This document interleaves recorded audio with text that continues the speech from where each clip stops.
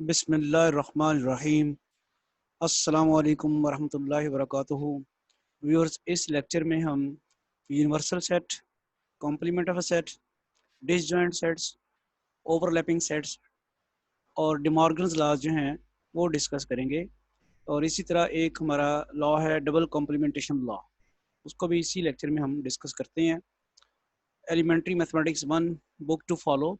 Current lecture is useful for, as you know, BS Botany, Chemistry, Zoology, Mass Comm, Urdu, Social Work, Economics, BBA, History. Universal set. If all the under consideration sets are assumed to be the subsets of a single fixed set, then this fixed set is said to be the universal set and is usually denoted by U. यानी जो हमारी set theory में हम ये करते हैं कि एक बहुत बड़ा सेट जो है वो ले लेते हैं और जितने भी हमारी सेट्स अंडर डिस्कशन होते हैं उनको समझा जाता है कि ये उस सेट के सबसेट्स हैं, और वो जो बड़ा सेट दिया जाता है उसको यूनिवर्सल सेट कहते हैं। यानी हमारी डिस्कशन के जितने भी सेट्स हैं वो यूनिवर्सल सेट के वो उस सेट के सबसेट्स हों तो उस सेट को हम यूनिवर्सल सेट कहते हैं और उसको यू से डिनोट करते हैं। Thus, while taking complements, unions and intersections, it is assumed that there is some universal set with respect to which we perform these operations. तो इसके लिए ज़रूरी होता है कि जब हम ये कॉन्सेप्ट डिस्कस करते हैं, कॉम्प्लीमेंट, डिफरेंस ऑफ सेट्स और इस तरह के ऑपरेशन जब हम डिस्कस करते हैं तो उसके लिए ज़रूरी है कि हमारे पास एक बहुत बड़ा सेट ऑलरेडी मौजूद हो जिसके अंदर ही रहते हुए सारे ऑपरेशन डिस्कस हों। जैसा कि अब कॉम्प्लीमेंट ऑफ अ सेट है तो इसमें हमारा यूनिवर्सल, उसकी डेफिनेशन में यूनिवर्सल सेट की हमें ज़रूरत पड़ रही है।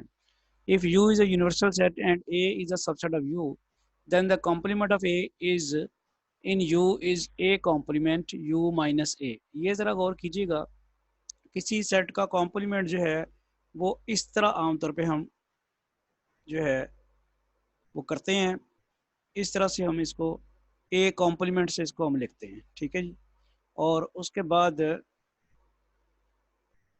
इस सेट की डेफिनेशन जो है वो क्या है वो ज़रा देख लीजिएगा। A कॉम्प्लीमेंट की डेफिनेशन क्या है? U में से A के एलिमेंट्स हमने सबट्रैक्ट कर देने होते हैं। U के सारे एलिमेंट्स हम रख लेंगे और जो A में हैं वो निकाल देंगे। यानी इसका मतलब है A और A कॉम्प्लीमेंट की आपस में नहीं बनेगी, क्योंकि A कॉम्प्लीमेंट में कौन से एलिमेंट्स आएंगे जो A में से निकल गए हैं।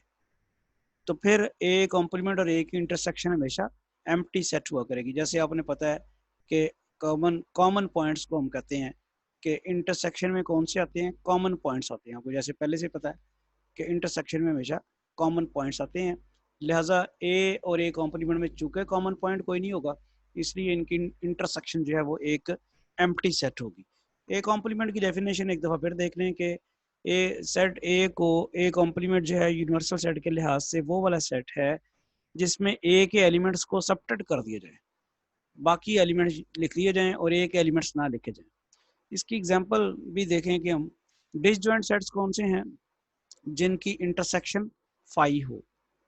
Two sets A and B are said to be disjoint if they have no common points. That is, A intersection B is equal to phi.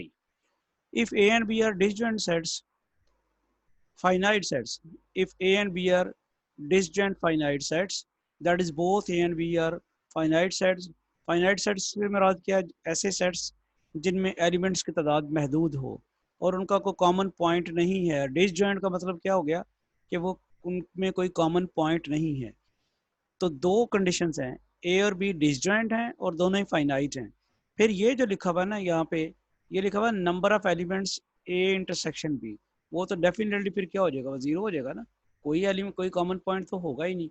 अगर कोई कॉमन पॉइंट होगा ही नहीं, ए और बी का कोई कॉमन पॉइंट ही नहीं होगा, तो कॉमन पॉइंट्स की तादाद तो फिर जीरो ही ना। इसी तरह number of elements of A union B, वो आएगा number of A U plus number of B, यानी number of elements of A plus number of elements of B. दो चीज़ें ज़रा ध्यान में रख लीजिएगा कि अगर ए और बी जो हैं वो डिसजॉइंट हैं यानी उनकी इंटरसेक्शन फाई है और उस दोनों फाइनाइट हैं, तो फिर उनकी number of elements of A intersection B zero होगा और number of elements of A union B जो है वो number of elements of A plus number of elements of B होगा। चूंकि कॉमन पॉइंट कोई नहीं है, ओवरलैपिंग होगी नहीं, इसलिए आपको एलिमेंट्स ए की तादाद और एलिमेंट्स बी की तादाद को जमा करेंगे तो ए यूनियन बी की एलिमेंट्स की तादाद के बराबर आएगा, उस सूरत में अगर दोनों सेट्स फाइनाइट हैं और डिसजॉइंट हैं। ओवरलैपिंग सेट्स वो होते हैं जिनकी इंटरसेक्शन नॉन एम्प्टी हो, यानी कम से कम उनमें एक कॉमन पॉइंट हो या एक से ज़्यादा कॉमन पॉइंट्स भी हो सकते हैं। और ये अगर हो जाए सिचुएशन तो फिर number of elements of A union B जो है वो क्या करेंगे, number of elements of A plus number of elements of B minus number of elements of A union B, ये माइनस करना पड़ेगा। ए और बी के एलिमेंट जब आप ऐड करेंगे ना तो जो कॉमन पॉइंट्स हैं वो भी आ जाएंगे, वो दो दफ़ा आ जाएंगे ना, एक दफ़ा वो ए में आ गए और एक दफ़ा बी में आ गए, इसलिए उनको फिर यहाँ से सब्ट्रैक्ट करना पड़ेगा। बात फॉलो की आपने कि अगर ये यहाँ तो ये हमने लिखा है ओवरलैपिंग सेट के केस में, आप देखें जब डिसजॉइंट का केस है तो उस सूरत में हमारे पास जो है डिसजॉइंट के केस में क्या होता है, डिसजॉइंट के केस में number of elements of A union B आता है, number of elements of A plus number of elements of B. लेकिन ओवरलैपिंग के केस में क्या होता है कि number of elements of A और plus number of elements of B minus number of elements of A union B, A intersection B. क्यों इसमें होता है, क्योंकि जब आपने एलिमेंट्स की तादाद ए की ली, बी की ली, तो वो दो दफ़ा आ गए, जो ए में थे और जो बी में थे वो दो दफ़ा आ गए, इसलिए उनको यहाँ से सब्ट्रैक्ट करना ज़रूरी है उस तादाद को। तो ये आपके पास आएगा ओवरलैपिंग के केस में। अब ये आपको याद रखने चाहिए, कॉन्सेप्ट क्लियर करके करना चाहिए, एमसीक्यूज जब आते हैं तो इस किस्म के क्वेश्चन पूछता है आपसे। डिमॉर्गन्स लॉ जो हैं वो दो हैं हमारे पास कि ए यूनियन बी का कॉम्प्लीमेंट लें तो दो काम होते हैं, एक तो इंडिविजुअल कॉम्प्लीमेंट्स आ जाता है, ए के ऊपर कॉम्प्लीमेंट आ जाता है, बी के ऊपर आ जाता है, और साथ ही साथ जो दूसरा काम होता है वो यूनियन जो है वो किस में तब्दील होती है, इंटरसेक्शन में तब्दील हो जाती है। ठीक है, ये दो काम हमारे पास हो जाते हैं। तो ए यूनियन बी कॉम्प्लीमेंट आता है, A complement intersection B complement. दूसरा काम क्या है, ए इंटरसेक्शन बी कॉम्प्लीमेंट किसके बराबर आता है, A complement union B complement. इसमें क्या है, इंटरसेक्शन जो है वो यूनियन बदल गई और ए और बी के ऊपर इंडिविजुअली कॉम्प्लीमेंट्स आ गए। यहाँ आपके पास क्या हुआ, पहले केस में क्या क्या केस हुआ था, यूनियन इंटरसेक्शन में बदल गई थी और इंडिविजुअली कॉम्प्लीमेंट्स आ गए थे। अब इंटरसेक्शन जो है यूनियन में बदल जाएगी और इंडिविजुअली कॉम्प्लीमेंट्स आ जाएंगे। ये भी एमसीक्यूज के लिए बड़े इंपॉर्टेंट चीज़ें हैं, ज़रा इनको याद करें आप, चूँकि बीएस माइनर के तौर पे आप पढ़ रहे हैं। अगर आप लेक्चर सुन के थोड़ा सा इसको कॉन्सेप्ट अपना क्लियर कर लें तो फिर इंशाल्लाह डिफ़िकल्टी पेश नहीं आएगी। डबल कॉम्प्लीमेंटेशन लॉ ये है कि अगर एक सेट का दो दफ़ा कॉम्प्लीमेंट ले लिया जाए तो वो दोबारा सेट वापस हो रिस्टोर हो जाता है। For any subset A of universal set U, A double complement is A.